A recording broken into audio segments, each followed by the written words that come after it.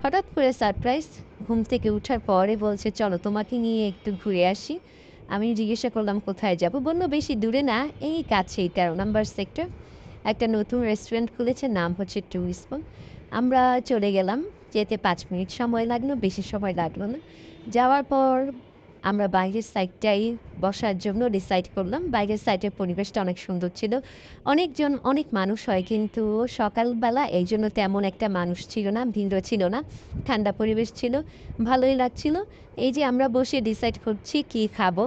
ও খাচ্ছে র কফি আর আমি একটা স্মুদি নিলাম।